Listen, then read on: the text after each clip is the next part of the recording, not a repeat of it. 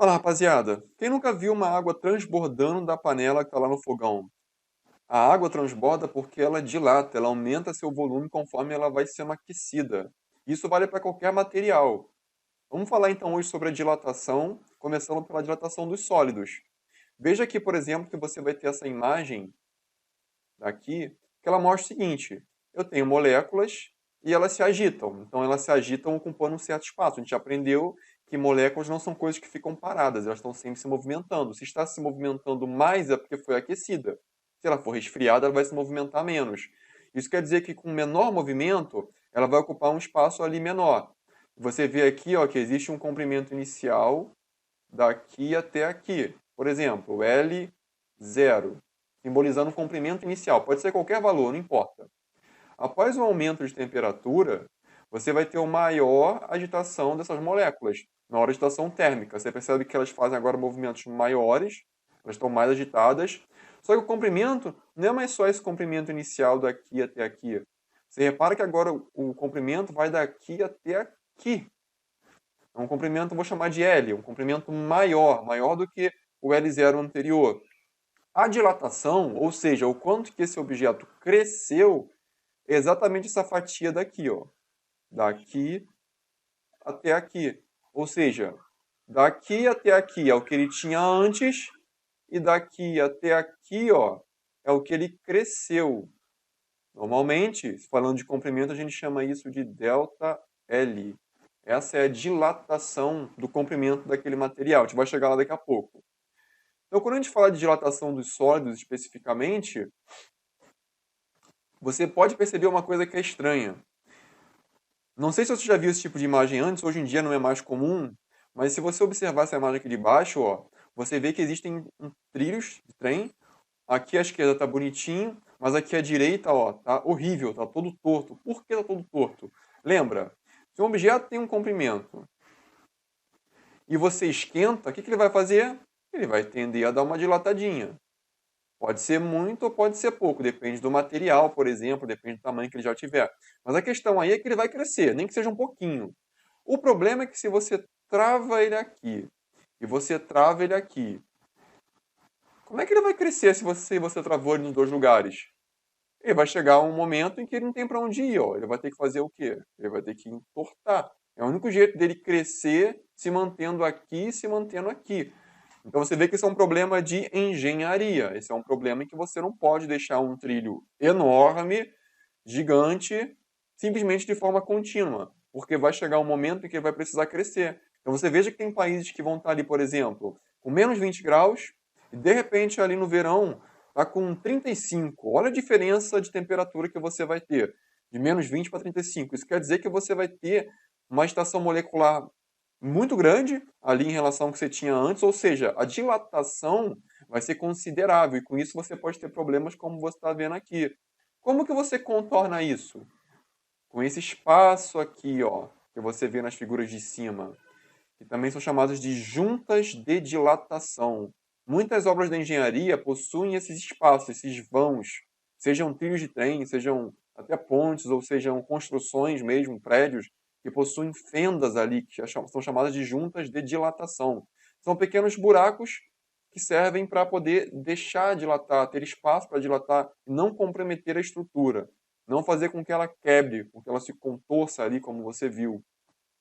Se você observar aqui na ponte, é a mesma coisa, ó. Você vai ter aqui os operários trabalhando, fazendo a ponte, você vê que tem um vão no meio, um buraco no meio. Esse buraco ele fica preenchido, claro, não fica o buraco ali.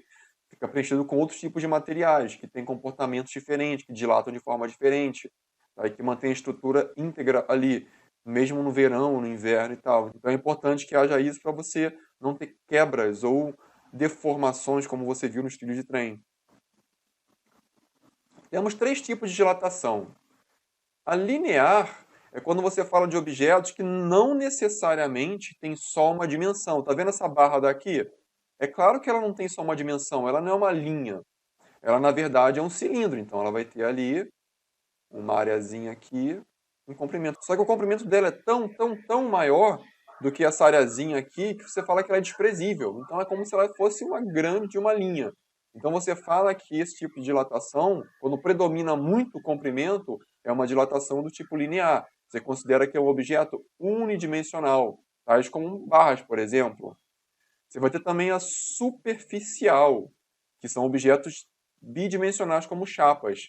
Claro, se você pegar um azulejo, se você pegar uma chapa de metal, é claro que elas vão ter também ali uma certa altura. Não é desprezível aquela altura que elas vão ter aqui.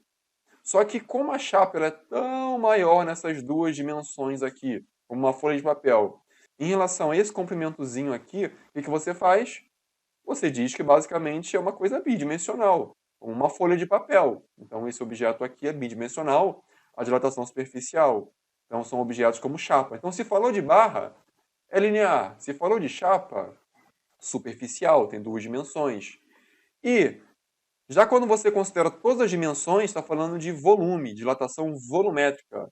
Pode ser um cubo, como está aqui, pode ser uma esfera, pode ser alguma coisa que tem um formato qualquer que não seja unidimensional ou bidimensional. É quando você considera todas as dimensões, tá? Como você vê aqui, ó.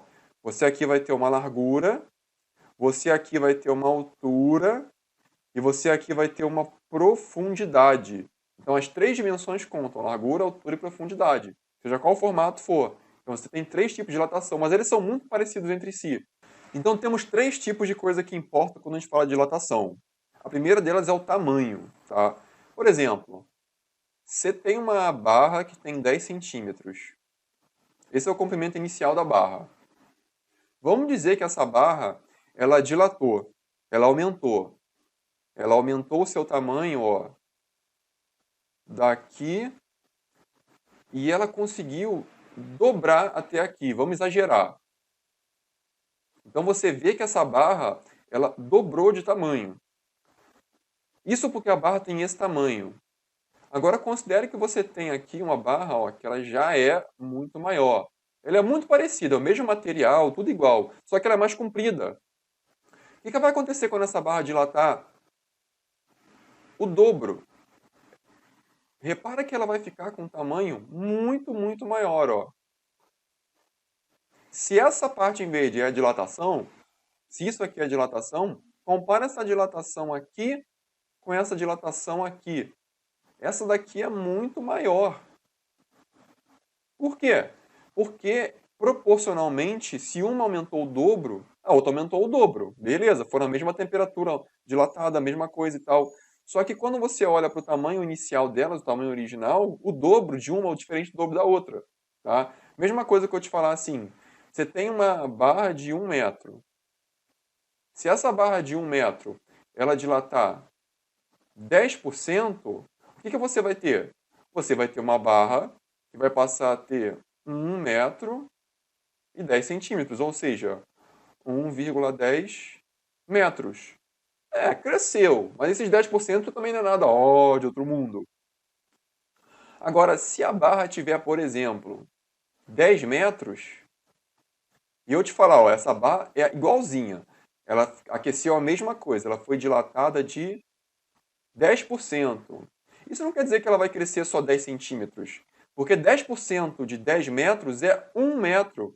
Isso quer dizer que você teve 11 metros, porque aqui foram humildes 10 centímetros, que é a mesma coisa que 0,1 metro. Porém aqui, como essa barra ela é 10 vezes mais comprida, você vai ter o quê? Que ela cresceu 100 centímetros, que a gente também fala que é o quê? 1 metro. Olha a diferença de quanto cresceu essa em relação a essa. 1 metro é muito maior do que 10 centímetros. Então você vê que o tamanho original, o tamanho inicial, que a gente costuma chamar de, por exemplo, no caso de uma barra, L0, é muito diferente. Faz muita diferença você ter uma barra que ela é mais comprida e uma barra que é menos comprida. Uma outra coisa que vai fazer enorme diferença é basicamente o próprio material. Repara que você vai ter aqui uma coisa chamada de coeficiente de dilatação linear. Estamos falando aqui de uma coisa como uma barra. Você repara que aqui tem uma tabela, e essa tabela está comparando diferentes materiais. Então você vai ter ali, por exemplo, chumbo, zinco, alumínio e tal. Veja que o chumbo tem um coeficiente de 2,9. Quando você vai para o aço, 1,2. Quando você vai para o vidro comum, 0,9. Olha a diferença dos materiais. O que isso quer dizer na prática? Isso quer dizer que o chumbo ele tem um coeficiente de dilatação linear maior. Isso quer dizer que o chumbo tem uma capacidade de dilatar mais. Tá? Então, a gente diz que o chumbo tem um coeficiente de dilatação linear maior do que o do aço. Então, chumbo, por exemplo, 2,9 vezes 10 a menos 5 graus Celsius a menos 1. Esse 10 a menos 5 significa que é um valor muito pequeno, muito pequeno. Então, geralmente, esse coeficiente ele é um valor baixo. Normalmente, ele vai estar ali acompanhado de um 10 a menos 5, que significa 0,0000 alguma coisa. Então, você não escreve esse monte de zero. Você deixa ele aqui na base 10. E grau Celsius a menos 1 é a unidade dele. Tá? Então, é a unidade. Igual você fala Newton, quilograma e tal, a unidade dele é grau Celsius a menos 1. O aço é 1,2 vezes 10 a menos 5 graus Celsius a menos 1. Olha a diferença de um para o outro. Se você olhar que o dobro disso aqui é 2,4. E o dobro disso não chega nem ao quanto dilata o chumbo. Então você vê que mesmo que você tenha aqui, eu tenho uma barra de aço e eu tenho uma barra de chumbo. Olhando assim, elas são muito parecidas, mesmo tamanho, tudo igualzinho. Comprimento inicial bonitinho. Aquecemos as mesmas coisas ali, mesma temperatura, aumentamos 100 graus. Só que, como um cara tem uma composição ali de molécula ou átomos diferentes do outro, o que vai acontecer? Um cara vai dilatar mais ou menos do que o outro. Então, o material importa muito. Porque se você tiver um objeto feito de chumbo, não vai ser igual ao zinco, não vai ser igual ao alumínio, nem igual ao aço. Então, a primeira coisa que importa, como você viu, é o tamanho inicial. E a segunda coisa é que material é esse. E quem determina que material é esse é o coeficiente de dilatação. Cada material vai ter o seu. É bem específico isso. Pode coincidir? Pode. Você vai ver aqui que o aço é igual ao concreto. Eles dilatam de uma forma muito parecida. Tá? A terceira coisa é a variação da temperatura. Pô, imagina, você tem um objeto ali que ele aumentou a temperatura de 20 graus para 50 graus. Quanto que ele variou de temperatura daqui até aqui? Bom, a gente sabe que a variação de temperatura, ΔT, sempre que falar de variação, a gente fala de quê? De delta. Como aqui a temperatura é T. Igual você vê lá, delta S. O que é delta S? É a variação do quê? Do espaço. Você vê isso lá atrás, em mecânica, certo? Sempre que tiver delta, é uma variação. Ou variação de temperatura, nesse caso. O que é isso? Vai ser a temperatura final menos a temperatura inicial, igual o que você tinha aqui, que era o espaço final menos o espaço inicial. O que significa isso? Que a final era 50 e que a inicial era 20. Logo, você vai ter que a variação é de 30. É claro que dá para fazer isso de cabeça. De 20 até 50 são 30. Mas se esse mesmo material ele for aquecido de 20, mas, por exemplo, para 100, qual vai ser a variação da temperatura dele? De 20 para 100 vai ser o quê? 80 graus Celsius, muito maior do que esses 30 aqui. Isso implica em quê? Bom, se você varia mais a temperatura, se você aquece mais, qual vai ser o efeito que você vai ter? O efeito vai ser justamente agitar mais a molécula. E se as moléculas agitam mais, elas vão passar a ocupar mais espaço. Então é natural que a gente vá pensar que a terceira coisa importante vai ser o quê? O quanto a temperatura variou. Então o tamanho importa, o material importa e a temperatura também vai importar, o quanto que ela mudou. Nisso a gente vai chegar até a dilatação de sólidos, no caso, tanto faz ser barra, chapa de metal, um cubo ou o que for. Ou seja, linear, superficial, volumétrico. O que você vai ter aqui é o seguinte, que aqui, quando você tem uma barra, você vai perceber que ela está crescendo, como eu já falei antes, ó, daqui até aqui, cresceu quanto? Cresceu daqui até aqui, é a diferença, ó. Daqui até aqui. Essa é a variação de quê? Do comprimento que cresceu. Isso a gente chama de dilatação. É o ΔL. A gente tem aqui a seguinte coisa, então. Que essa dilatação, ela depende das três coisas. Vamos lembrar. Primeira, comprimento inicial. Esse tamanho inicial aqui, ó, da barra, daqui até aqui, isso interessa. Se ela for maior, quer dizer que vai dilatar mais. Segunda coisa, o que você vai ter? Você vai ter alfa. O alfa é o coeficiente de dilatação linear, é o coeficiente de dilatação do material, aço, alumínio, que for, de uma dimensão, ou seja, uma barra, por exemplo. E a terceira coisa que você vai ter aqui vai ser justamente a variação da temperatura. Quanto mais esquentar, mais essa barra vai poder fazer o quê? Crescer. Então você tem aqui as três coisas que importam. Então, calcular a dilatação não é nada do outro mundo. Porque você já vai ter ali o seu coeficiente de dilatação, você vai ter ali o comprimento inicial e vai saber quanto que a temperatura ela mudou. Se você olhar para a chapa, você vê que a chapa tem uma superfície inicial, uma área inicial e uma temperatura inicial. Esse troço foi aquecido até uma temperatura final, então vai dilatar, certo? Dilatou de quanto? Se isso daqui, ó, é basicamente a área inicial que você tinha, ou seja, exatamente essa área daqui, a diferença, que é isso daqui, ó, em verde, isso aqui é que é a dilatação, isso que é o ΔS. O que quer dizer, então, que você vai ter que a dilatação superficial vai ser a área ou superfície inicial, ou seja, essa inicial daqui, vezes. Agora não é alfa. Quando são duas dimensões, pode ser o mesmo material. Eu posso ter aço aqui nessa primeira imagem e aço aqui nessa segunda. Então, uma barra de aço e uma chapa de aço. Mas como ela dilata em duas dimensões, a gente considera que é beta. Onde beta é o dobro de alfa, então nada demais. E também importa o que? A variação da temperatura. Igualzinho, né? Você olha que só troca L por S, alfa por beta, mas a lógica é exatamente a mesma. Então, tanto faz calcular um caso ou outro. Idem para o cubo. Você tem aqui um cubo, não tem? Ele tem um volume inicial, uma temperatura inicial. Aqui a gente tem o cubo, ó. Seu tamanho inicial, seu volume inicial. O que está aqui em volta do cubo, ó, isso é a dilatação do próprio cubo, ΔV, o volume que aumentou. Então você vai ter aqui que a variação do volume, ou seja, a dilatação volumétrica, vai depender do volume inicial. Trocamos L por S e S por V. Só que agora, ao invés de falar de alfa, que é linear, beta, que é superficial, vamos falar que é gama volumétrico. E continua valendo o que? A variação da temperatura. Então você vê que são três casos idênticos. É muito fácil você calcular se você tiver as informações. Tanto faz se é linear ou volumétrico, se tem uma ou três dimensões. Tá? Uma coisa importante aqui é que você vai ter que o beta nada mais é do que 2 vezes o alfa. Porque o beta são duas dimensões e o alfa uma só. É só você multiplicar o alfa, que é 1 por 2, que você vai ter o quê? Duas dimensões. Do mesmo jeito que o gama, como tem três dimensões, é 3 vezes o alfa, que é uma dimensão. Então, se você tiver uma questão, alguma coisa que fale assim, tenha o coeficiente de dilatação linear, mas ele pede alguma coisa volumétrico, não tem problema. É só você chegar ali e fazer gama igual a 3 alfa, que você vai ter. Porque é o material que importa. Bom, então aqui a gente tem essas três coisas. Vamos fazer um exemplo de uma dilatação linear, que tanto faz se for superficial ou volumétrico. O jeito de fazer é igual.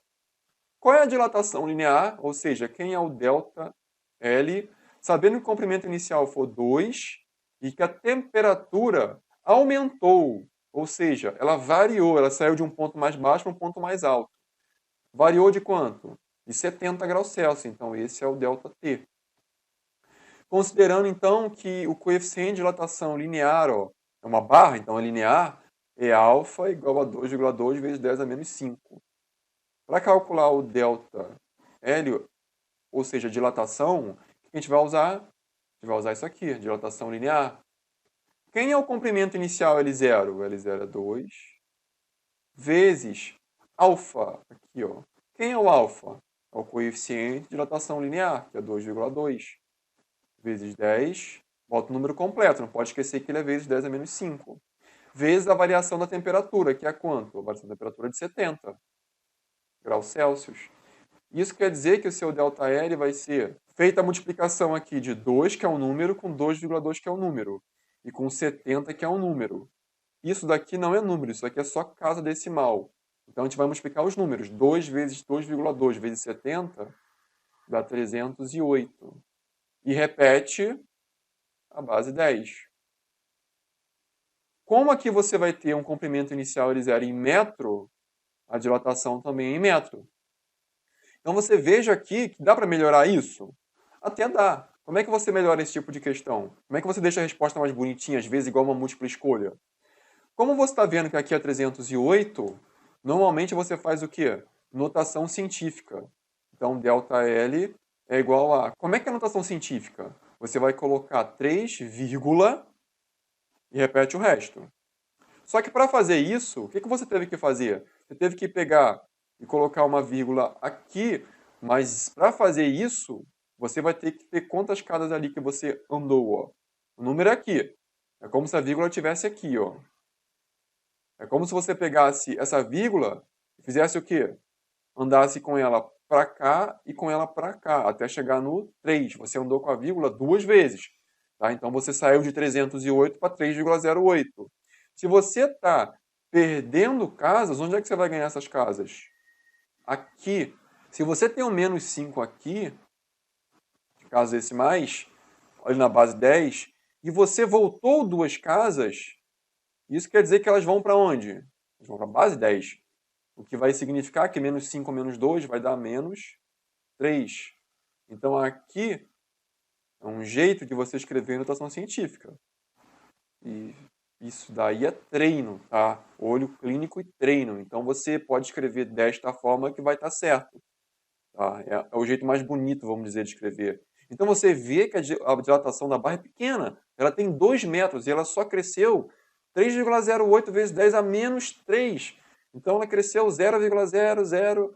Ou seja, é algo muito pequeno, mas não é desprezível. Você vê que acontece, por exemplo, no trilho de trem. Dilatação dos líquidos. Essa dilatação era um pouquinho diferente, tá? Como assim? Bom, você tem aqui o recipiente. E esse recipiente aqui, ele contém um líquido. Então você tem água, vamos dizer, cheia no recipiente, cujo volume inicial é V0 e tem uma temperatura inicial TI. Se você esquentar, o que vai acontecer? A temperatura vai aumentar para TF, só que você vai ter ali o recipiente dilatando. Só que o recipiente dilata, ou seja, se for uma coisa de alumínio, o alumínio vai dilatar, vai aumentar o seu tamanho, o seu volume normal, ele é um sólido, né? Ele também dilata, porque as moléculas agitaram. Só que o líquido dentro vai dilatar também, porque o líquido também recebeu calor, vai ficar mais agitado e vai dilatar. Só que você já viu o que acontece com o líquido na panela se você deixar ali algum tempo a panela estiver cheia? Transborda. Então você vai ter que a dilatação ΔV REC, ou ΔV do recipiente, é a dilatação do recipiente. Já o que você vai ter que vai transbordar aqui, ó, vai ser o volume extravasado, o volume que transbordou. Então você vai ter que isso vai ser o ΔVAP, ou seja, a dilatação aparente, aquela que você enxerga. Você não enxerga a panela, por exemplo, dilatando. É impossível você olhar e ver a panela dilatando. Mas você consegue ver o que transborda. Por isso que a gente chama de dilatação aparente. Então você vê que a dilatação real, que é essa daqui, ó, dilatação real, que é isso daqui, ela é a dilatação do recipiente, que é o ΔVREC, mais a dilatação que você enxerga, a dilatação aparente. E você pode calcular cada uma separadamente. Então, quando você fala de dilatação do líquido, é mais chato. Porque você não tem só igual o volume, um cubo. Tem um cubo que dilata. Fácil, você coloca lá, ΔV é igual a V0 vezes gama vezes ΔT. Acabou, faz a conta ali igual você viu no caso anterior. É uma multiplicação simples. Só que aqui não. Aqui, como você tem uma dilatação do recipiente, mais uma dilatação ali do que transborda aparente, você tem uma coisa que é uma soma. Então fica um pouquinho mais complicado, tá? Então você tem essas 3 dilatações, mas que a soma ali do recipiente com o aparente vai te dar o quê? A real, a total. Então você tem aqui também a seguinte coisa. Olha só, é possível fazer uma combinação, porque se você sabe que o ΔVL é igual ao resto, então eu posso escrever que o ΔVL é igual a isso daqui, ó. V0 vezes gama do líquido vezes ΔT. Isso vai ser igual ao quê? A esse cara aqui, ó, ΔVREC, que é igual a isso aqui. Então, ó, V0 vezes gama do recipiente vezes ΔT. Isso soma com quem? Com a dilatação aparente. A gente sabe que é ΔVAP, que pode ser escrita como V0 vezes gama P vezes ΔT. Só que repara numa coisa. O V0 é igual para todos, que todos partem do mesmo princípio, que é como era o líquido dentro do recipiente antes, o V0. Então, o V0 corta com V0 corta com V0. Todos aumentam a temperatura da mesma forma, porque está aumentando a temperatura lá do início até onde você esquentou. Então, ΔT, ΔT e ΔT. Você vai perceber que sobra nessa brincadeira que gama L é igual a gama rec mais gama AP. Então você tem aqui que a soma das dilatações, que vão dar a dilatação real, parece muito com as somas de quê? Dos gamas, do coeficiente de dilatação. Se você somar os dois, você vai ter o coeficiente total do líquido, como um todo, de todo o processo. Tá? Isso pode ser útil às vezes. Bom, e sobre os líquidos, tem um comportamento estranho, esquisito, anômalo da água. A água ela tem uma estranheza. Observa. O que você sabe sobre a água? Bom, quando você esquenta a água como essa chama aqui, ela vai tender a fazer o quê? A fazer aquele movimento de convecção. A água embaixo fica mais quente por causa da chama próxima. Essa água quente vai subir por quê? Porque ela fica menos densa. Lembra disso? Que a água quente vai se agitar e vai fazer o quê? Vai fazer com que haja um espaçamento entre as moléculas e com isso a densidade vai diminuir. E quando a densidade diminui, é igual o óleo na água. O que o óleo faz? O óleo sobe. Então essa água quente se comporta como óleo, vai subir. E a água que está mais fria, ela é mais densa, vai se comportar como a água mesmo. Ela vai fazer o quê? Ela vai descer. Então você vê que ela vai descer aqui. Então esse movimento de esquenta, sobe. Depois a água mais fria desce, é o que a gente chama de convecção, que você já estudou. Você vê que isso tem a ver com o quê? Com a diferença de densidade da água. Mesmo sendo só água dentro dessa vasilha, o que você vai ter? Que a água, por ter temperaturas diferentes, ela pode ficar mais em cima ou mais embaixo, porque as densidades são diferentes. Então você repara no que vai acontecer agora com a água, que é bem estranho. Veja que você tem aqui um gráfico que é volume no eixo Y e temperatura no eixo X. Você vai ter aqui que o volume ele apresenta uma coisa, uma curva, que quando chega em 4, ó, tem o seu volume mínimo. Então, pera, raciocina. Um objeto, quanto mais quente, mais agitado. Quanto mais agitado, o que vai acontecer com o volume? Maior. Então, se eu tiver um gráfico, como é que ele deveria ser? Bom, se o volume é aqui e a temperatura é aqui, o que a gente vai ter? A gente vai ter que deveria ser uma coisa crescente. Que conforme você esquente, ou seja, conforme ande para a direita, o que vai acontecer? Esse volume deveria aumentar, aumentar, aumentar, aumentar, aumentar. É o certo, o que deveria acontecer, já que o volume ele vai aumentar conforme a temperatura aumente. Só que você vê no caso da água que isso acontece só a partir de 4. Ó. A partir de 4 sobe, mas até 4 desce, onde 4 é o volume mínimo. Super estranho. Isso acontece com a água, onde ela tem um volume mínimo. Se você vê, por exemplo, já no caso da densidade, como é que deveria ser a densidade? Se a densidade for o eixo Y e a temperatura o X, o que vai acontecer? Bom, se quanto mais o volume cresce, a coisa fica mais espaçada e ocupa mais espaço, isso quer dizer que a densidade diminui, já que a densidade é igual a massa sobre volume. Se você tem ali que o volume aumenta, isso quer dizer que a densidade diminui. Espera-se então que você tenha o quê? Com o volume aumentando, a temperatura aumentando, que você tenha algum tipo de queda em relação à densidade. Só que se você reparar no gráfico dela, a queda só existe de 4 em diante. Quando você tem aqui de 0 até 4, o que acontece com a densidade? Ela vai aumentando. Ela chega num valor máximo até onde? Até 4. Então, no volume, você tem o seu valor mínimo em 4. E na densidade, você tem o seu valor máximo em 4. O que é muito estranho. Não deveria acontecer isso aqui de 0 a 4, nenhum dos dois. Deveria ser como os gráficos de cima. Ó. Aqui sobe e aqui desce, mas isso não acontece. Você tem uma queda para depois subir, e aqui você tem um crescimento para depois descer. Estranho, muito estranho. Consequência disso. Ué, por que você tem um monte de gelo aqui em cima? O gelo não deveria ser a coisa mais fria ou a coisa mais compacta? Sendo assim, o gelo, por exemplo, não deveria descer? Seria, né? O normal. A água mais fria e, consequentemente, o gelo também deveria ir descendo. Você vê que as pessoas conseguem até andar aqui, ó, em cima do gelo, mesmo tendo uma porção de água embaixo. Repara numa coisa muito estranha. Veja, normal. Você tem um lugar que é ali que é uma temperatura normal. Se ali fora você tem sol e tal, a água aqui em cima ela vai estar com mais ou menos 8 graus. Isso quer dizer que a água mais fria do que 8 vai estar onde? Embaixo, como deveria ser. Porque lembra, quanto mais quente, mais em cima vai estar porque vai estar menos denso. Quanto mais frio, mais embaixo vai ter que estar porque vai ter que estar mais denso. Então é normal que você tenha uma temperatura mais baixa aqui com 7, mais baixa com 6, mais baixa com 5 e mais baixa com 4. Então lá no fundo você pode ter por exemplo, uma água mais fria a 4 e um gradiente ali até chegar a 8. Só que olha o que vai acontecer aqui, ó, por exemplo, no inverno. No inverno está muito frio, então você vai ter o gelo em cima e água aqui quase ali tendendo a congelar, né? Você vai ter água a 0 graus Celsius, uma água muito fria. Só que como você viu, o que vai acontecer ali com a densidade? Diferente do que se espera, a densidade ela vai aumentar até onde? Até 4.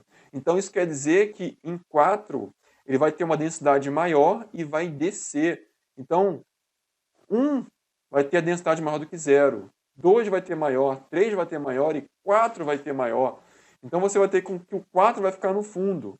E quanto mais frio tiver, mais em cima vai estar, até chegar a 0. Então isso é estranho, porque você vê ali que no verão a temperatura vai diminuindo como deveria ser até chegar a 4. Então é normal, porque lá embaixo você vai ter 4 que é mais frio, mais denso, e 8 que vai ser mais quente e menos denso, então mais em cima. Quando chega no inverno, isso muda completamente de figura, porque o 4 é que vai estar mais denso, o 4 é que vai ter um volume menor, vai estar mais compacto, então vai descer. Então isso é uma anormalidade da água. Por isso que você vai ter uma coisa que vai estar, inclusive, com 0 graus Celsius em cima, e por isso vai estar formando o quê? Uma camada de gelo, porque a água lá em cima não está a 4, como poderia estar, mas ela está a 0. Por que acontece essa loucura? Por que isso acontece com a água dessa forma? Já ouviu falar nas ligações de hidrogênio? As ligações de hidrogênio é o que mantém ali essas conexões ali, não só conexões dentro da molécula, por exemplo, de água, H2O, como você consegue também ligar ali, fazer ligações de hidrogênio com a outra molécula, ó. Então você vai ter ligações entre elas que fazem ali como se fossem pontes de hidrogênio entre as moléculas. Você consegue prender elas, e isso é interessante, porque graças a isso, por exemplo, você tem gotas de água se formando. Não deveria. A água deveria ser o quê? Se ela é líquida, ela deveria simplesmente fluir para lá. Só que não acontece isso. Como você vai ter ali ligações fortes entre as moléculas de água, como elas vão ter essas ligações todas que você está vendo aqui fortes entre elas, elas vão conseguir se unir. Então, mesmo que você encoste numa gota d'água, não quer dizer que ela vai simplesmente esparramar. Você vai encostar e ela vai continuar ali no formato de gota. Graças ao quê? Ligação de hidrogênio. Você vai ter animais, insetos que conseguem andar sobre a água. Você vai ter, por exemplo, aqui, você tem um eclipse aqui, que é feito de quê? De aço. Pô, quem é mais denso? Aço ou água? Pô, pega uma bolinha de aço e bota na água. Ela vai afundar, óbvio. Isso vai acontecer. Ela é muito mais denso que a água. Só que o eclipse, como ele é muito fininho, mesmo sendo de aço, essas ligações de hidrogênio aqui, elas são fortes o suficiente para fazer o quê?